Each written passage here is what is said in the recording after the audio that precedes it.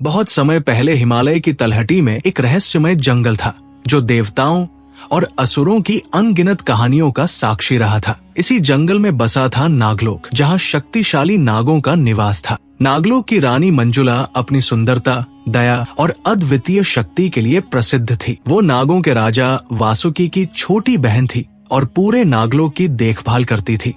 उनका राज्य न केवल नागों के लिए बल्कि सभी जीवों के लिए शरण स्थली था। नागलोक में चारों ओर झरने, फूलों से भरी घाटियां और चमचमाते रत्नों की गुफाएं थी जो इसे स्वर्ग जैसा बनाती थी। एक दिन एक महान तपस्वी ऋषि वेदांश हिमालय की तलहटी में तपस्या करने आए। ऋषि ने एक ऐसे स्थान का चयन किया जहां प्रकृति की शक्ति अपने चरम पर थी। उन्होंने एक विशाल पीपल के पेड़ के नीचे आसन जमाया। चारों ओर घना जंगल था जिसमें शेर, हाथी और हिरण जैसे जीव स्वतंत्रता से विचरण करते थे। ऋषि ने अपनी तपस्या शुरू की और उनकी तपस्या से उत्पन्न ऊर्जा धीरे धीरे पूरे ब्रह्मांड में फैलने लगी। देवता और असुर दोनों ही इस ऊर्जा को महसूस कर रहे थे, लेकिन ये बात दुष्ट राक्षस कालकेतु को नागवार गुजरी। कालकेतु, जो अपनी शक्ति और अहंकार के लिए कुख्यात था, ने सोचा यदि ये ऋषि अपनी तपस्या पूरी कर लेते हैं तो उनके वरदान से मेरी शक्तियां कमजोर हो जाएंगी। मुझे इस तपस्या को रोकना होगा। कालकेतु ने अपनी मायावी शक्तियों से ऋषि वेदांश की तपस्या में विघ्न डालने का प्रयास किया। उसने पूरे क्षेत्र में अंधकार फैला दिया और भयावह झंझावात उत्पन्न किया। पेड़ गिरने लगे, पक्षी चीखने लगे और जंगल के सभी जीव डरकर छिप गए। आसमान में काले बादल छा गए और बिजली की गड़गड़ाहट से पूरा क्षेत्र गूंज उठा, लेकिन ऋषि अपनी तपस्या में लीन रहे। ये देखकर कालकेतु ने ऋषि पर सीधा हमला करने का निर्णय लिया। जैसे ही कालकेतु ने अपने हथियारों से ऋषि पर प्रहार करना चाहा, रानी मंजुला को नागलोक से ये सब दिखाई दिया। उन्होंने अपनी दिव्य दृष्टि से पूरे घटनाक्रम को देखा और तुरंत सहायता के लिए चल पड़ी। वो समझ गई कि यदि ऋषि की तपस्या भंग हुई तो पूरे जंगल और नागलोक पर विपत्ति आ सकती है। रानी मंजुला अपनी दिव्य शक्तियों से प्रकट हुई। उनके आगमन से चारों ओर का अंधकार छंट गया और पूरे जंगल में प्रकाश फैल गया।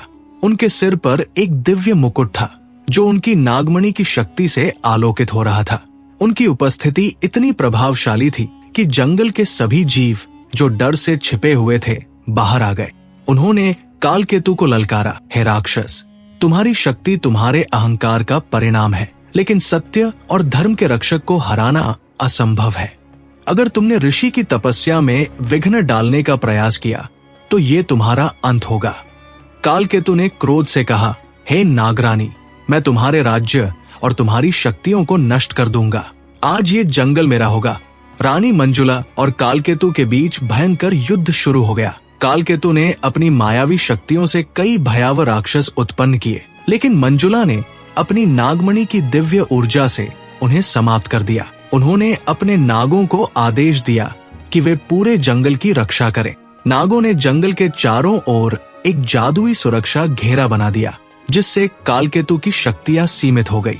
कालकेतु ने एक विशाल अग्नि प्रकट की, लेकिन रानी मंजुला ने अपनी मणि से जलधारा उत्पन्न कर आग को शांत कर दिया। फिर उन्होंने अपनी शक्ति से कालकेतु को एक बार धराशायी कर दिया, लेकिन कालकेतु बार बार उठता रहा। उसने आकाश में उड़कर आक्रमण किया और बड़े बड़े शिलाखंड गिराए, लेकिन मंजुला ने अपनी मणि से उन शिलाखंडों को हवा में ही नष्ट कर दिया। तब रानी मंजुला को अपनी माँ कद्रू द्वारा सिखाया गया एक दिव्य मंत्र याद आया। उन्होंने वो मंत्र पढ़ा और अपनी नागमणि से एक दिव्य बंधन उत्पन्न किया। उस बंधन ने कालकेतु को पूरी तरह जकड़ लिया। अब कालकेतु हिलने डुलने में भी असमर्थ था। जब युद्ध समाप्त हुआ तो ऋषि वेदांश ने अपनी आंखें खोली। उन्होंने देखा कि रानी मंजुला ने न केवल उनकी तपस्या की रक्षा की, बल्कि पूरे जंगल और नागलोक को भी बचा लिया। ऋषि ने अपनी तपस्या पूरी की और रानी मंजुला को आशीर्वाद दिया।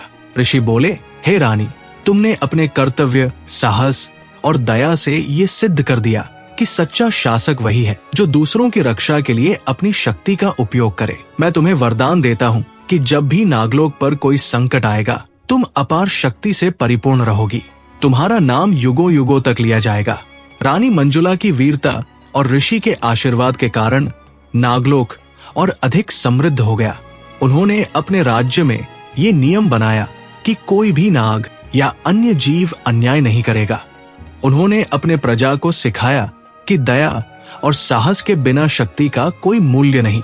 उन्होंने नागलोक में शिक्षा, संगीत और कला को बढ़ावा दिया। वहां के नाग अपनी मणियों से चिकित्सा और अन्य जीवों की सहायता करते। नागलोक धीरे धीरे इतना प्रसिद्ध हो गया कि देवता भी वहां आने लगे। उनकी कथा कालांतर में पूरे ब्रह्मांड में फैल गई।